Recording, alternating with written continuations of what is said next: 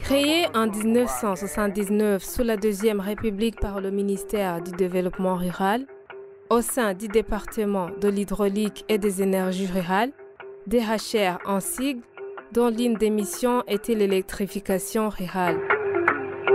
En 1990, le DHR avait changé le nom et devient la Direction générale de l'hydraulique et des énergies rurales, DGHR en sigle.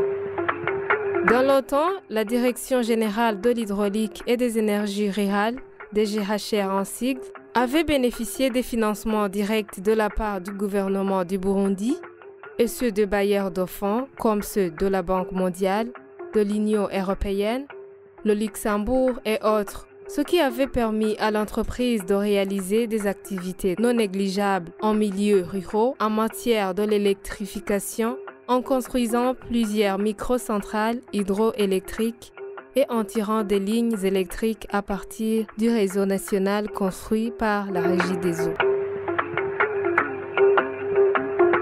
Malgré toutes ces réalisations, le gouvernement du Burundi décida en 2011 de changer le nom de l'agence.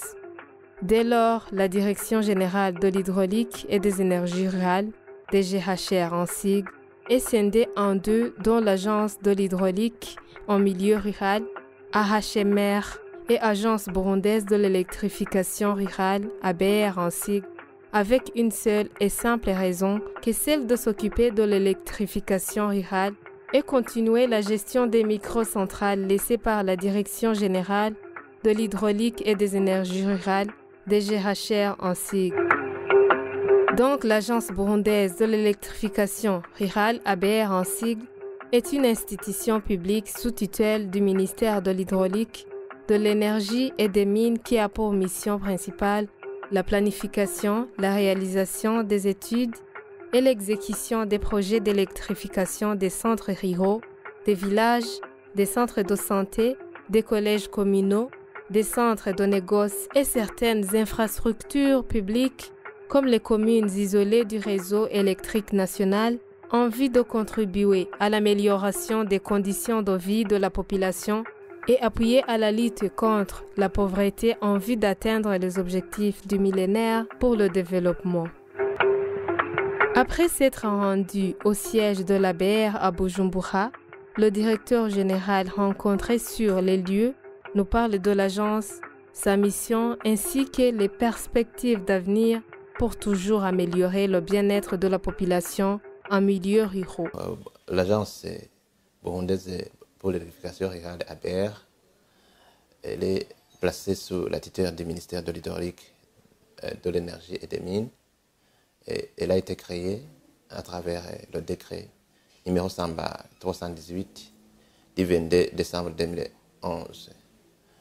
Et l'ABR a comme mission principale, donc sa raison d'être, c'est pour l'exécution, d'abord l'élaboration et l'opérationnalisation des projets d'électrification rurale, notamment dans le domaine des énergies renouvelables, notamment l'hydroélectricité, l'énergie solaire, l'énergie éolienne et toute autre forme d'énergie qui permet à la population de créer les activités génératrices de revenus, et surtout en milieu rural, parce que nous travaillons effectivement dans le milieu isolé du réseau national interconnecté, qui est actuellement géré par la Régie des eaux. Nous donc, nous allons au-delà du réseau national, dans des milieux isolés, et pour pouvoir aider à cette population qui est isolée, de leur procurer de l'énergie dont la population a besoin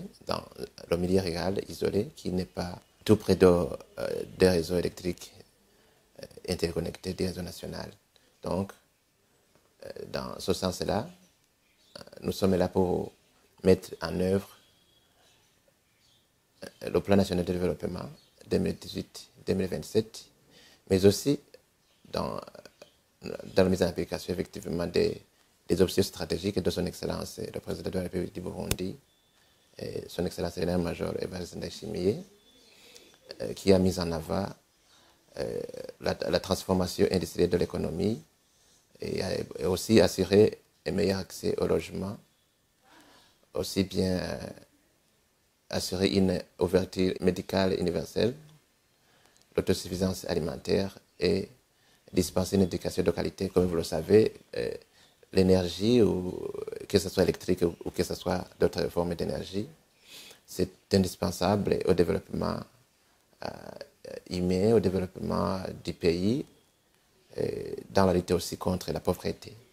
Donc nous sommes ici pour l'opérationnalisation, comme je le disais, de ces programmes d'électrification rurale mis en place par la politique nationale dans le secteur de l'électricité, dans le secteur de l'énergie, mais en milieu rural. Donc on est là pour planifier et coordonner toutes les activités liées à cette électrification rurale, développer aussi les projets au niveau des microcentrales hydroélectriques, de l'énergie solaire, des réseaux isolés, donc on a appelé au réseau, de bien atteindre cette population qui n'est pas urbaine, qui n'est pas connectée sur le réseau national interconnecté. Qu'on peut dire même la population à faible revenu, donc pour qu'elle puisse aussi créer des activités génératrices de revenus leur permettant donc de vivre en harmonie comme les citadins, comme les habitats urbains qui sont actuellement gérés par qui sont affiliés effectivement sur les réseaux gérés par la Régie des eaux. Et comme vous le savez, les recommandations émises par le gouvernement, c'est que tous les centres collinaires du pays doivent avoir de l'énergie électrique ou toute autre forme d'énergie, effectivement, pour pouvoir aider dans le sens de développement socio-économique de la population. Donc, on n'a pas encore atteint cet objectif. C'est pourquoi on doit travailler d'arrache-pied pour aussi, comme vous le savez, on a été recommandé par son Excellence le président de la République du Burundi que d'ici 2027, tous les centres collinaires du pays devront avoir de l'électricité. Donc, c'est notre objectif qu'on n'a pas encore atteint et nous continuerons à chercher des fonds suffisants pour pouvoir atteindre cet objectif primordial à la population burundaise. Et nous travaillons effectivement avec le gouvernement qui met en place le budget nécessaire, mais aussi avec d'autres partenaires comme la Banque arabe de développement économique en Afrique, l'OFID, et l'OFID aussi, qui actuellement a mis en place un fonds pour le projet en cours d'électrification rurale de Kirundo, dont les 34 villages et centres commerciaux vont accéder à l'énergie électrique et 9 900 ménages vont aussi bénéficier de l'énergie, vont être raccordés à l'énergie électrique. Et il y a aussi la Banque mondiale à travers le projet Soleil Nyakiliza, de 45 centres avec un nouveau ménage qui seront évalués à plus de 30 000 ménages qui vont accéder à l'électricité. Il y a aussi l'Union européenne à travers les projets solaires dans les communes de Nyanzarake, Diansoro et à Rutana aussi. Il y a une partie de Rutana aussi où on a mis en place les réseaux solaires qui sont actuellement fonctionnels. Il y a aussi l'ONIDI avec qui nous sommes en train de voir comment construire d'autres microcentrales hydroélectriques. Il y a aussi le projet ICO à travers la coopération italienne qui nous a permis aussi d'installer un mini réseau solaire sur le marché d'Ogitaza en province de Rumonge, commune Muhuta.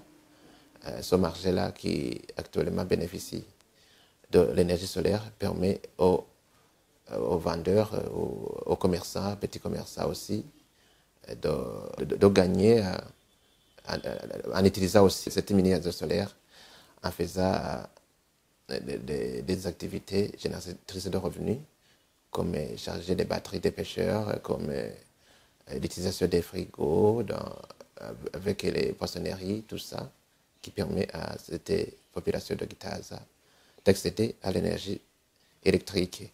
Il y a aussi, on est en train de voir comment plaidoirie avec d'autres bailleurs de fonds et pour effectivement atteindre cet objectif de raccorder au réseau national ou bien avec des réseaux isolés tous les centres collinaires du pays, dans le sens de mettre en place la politique nationale du gouvernement, de faire accéder à toute la population burundaise à l'énergie. Et une autre chose que je peux ajouter aussi, c'est qu'il faut voir comment protéger l'environnement en utilisant aussi le biogaz comme aussi, une autre source d'énergie thermique, en substituant l'énergie de chauffage.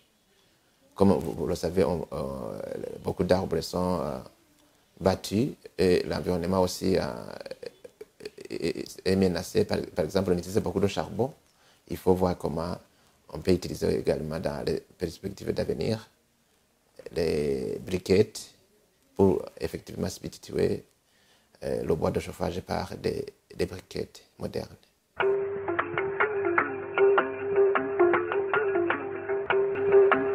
Tel qu'est défini dans sa mission par le décret loi numéro 100/318 du 22 décembre 2011 portant statut de l'Agence burundaise de l'électrification rurale ABR en sigle. Depuis sa création à nos jours, l'Agence burundaise de l'électrification rurale avait connu des avancées significatives. À titre d'exemple, la construction en 1984 du microcentrale hydroélectrique de Yarusera, dont le lac de Rotny est construit sur la rivière Kagogo, un canal d'amener de 400 mètres avec une seule alternateur de 3,6 kW et une puissance apparente de 50 kVA. La microcentrale distribue de l'énergie à plusieurs ménages, y compris la paroisse de Yarusera. La construction en 1990 du mini-centrale hydroélectrique d'Onyabikere sur la rivière Chinharuka et une centrale solaire en 2017 qui distribue de l'énergie électrique sur 4 centres, y compris le centre d'Onyabikere et le centre de santé d'Onyabikere. Les bénéficiaires de cette énergie rencontrés sur le centre d'Onyabikere parlent de plusieurs avantages de cette énergie. Au fait, l'ABR joue un rôle important au niveau de la population. Ça nous aide de bien suivre les malades, surtout dans la période nocturne, et réaliser d'autres activités qui s'effectuent exactement à l'intérieur du centre de santé, comme le fonctionnement des ordinateurs, les machines photocopieuses et d'autres. Je suis coiffeur au centre de Nyabikere en province Karusi. Nous avons bien accueilli l'électrification de notre centre par l'ABR. L'électricité nous aide à faire tourner nos activités quotidiennes. Sans l'électricité, nos activités ne pouvaient pas marcher.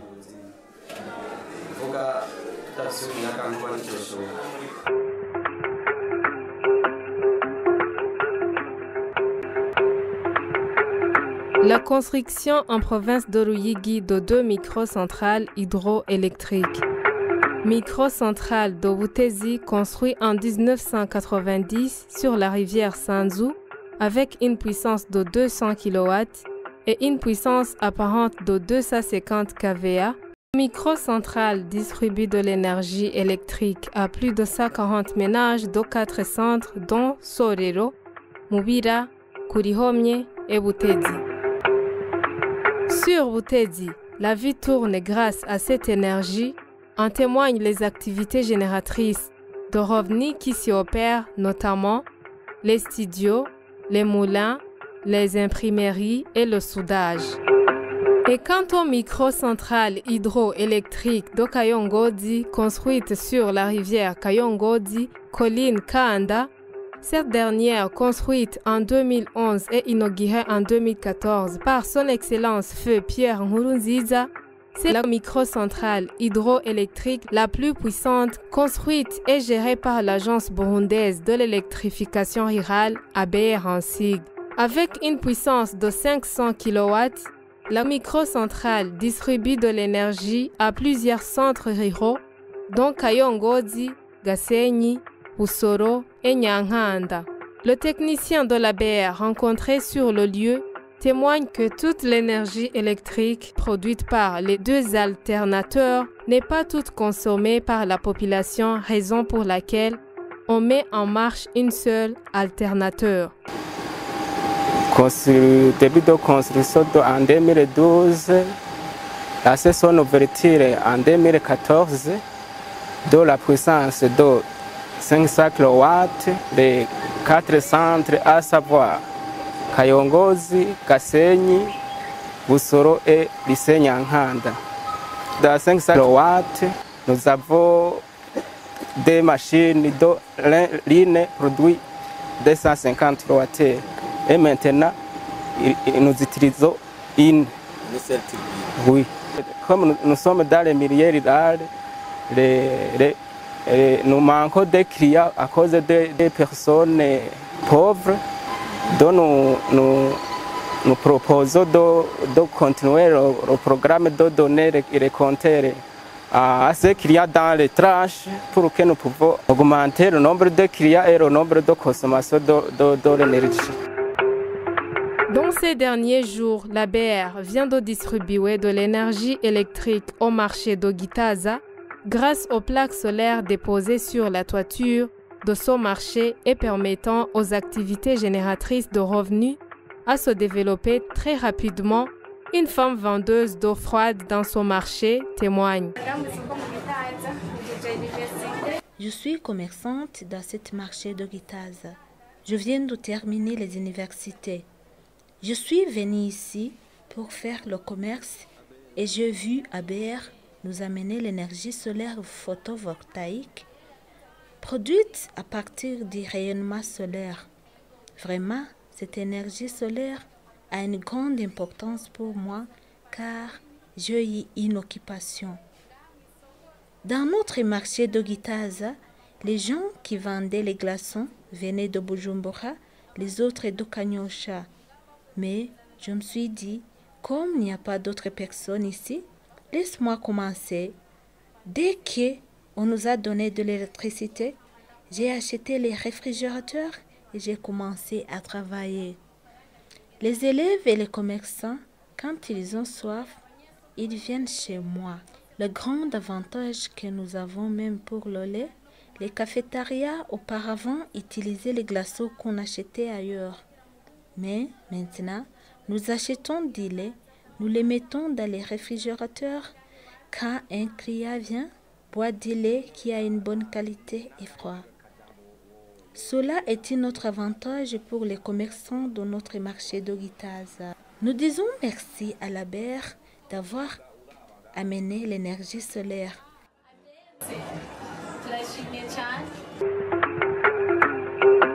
Du nord au sud et de l'est à l'ouest du Burundi, l'ABR a déjà montré ses forces incontournables dans les distributions de l'énergie en milieu ruraux. En témoignent les activités de réhabilitation de certaines de ces centres hydroélectriques à partir de 2017 sous le financement de l'Union européenne, de l'EEP et de l'OFID. Développement des projets de solaire thermique afin d'équiper l'hôtellerie et les collectivités en chauffe-eau solaire permettant de réduire la charge ou la consommation des produits pétroliers. Développement des projets d'électrification par énergie solaire, photovoltaïque ou par énergie éolienne. Néanmoins, on enregistre quelques défis, notamment la quantité de l'énergie électrique produite par toutes les microcentrales hydroélectriques n'est pas totalement consommée. Le directeur technique de l'Agence burundaise d'électrification rurale parle de la situation actuelle sur la production de l'énergie électrique, l'électrification des centres ruraux et les perspectives d'avenir pour surmonter certains défis. On est une agence burundaise d'électrification rurale et on travaille avec des milliers ruraux. Alors, dans notre agence, on n'a pas beaucoup de grandes centrales électriques, plutôt on parle de microcentrales hydroélectriques. Ces microcentrales, nous avons un nombre de 5 microcentrales hydroélectriques, à savoir, l'une se trouve à Kayongozi en commune Bweru de la province de Ruyigi. Elle a une production de 500 kW. On a une autre microcentrale se trouve toujours à Ruyigi, celle de Butezi. Elle a une production de 215 kW.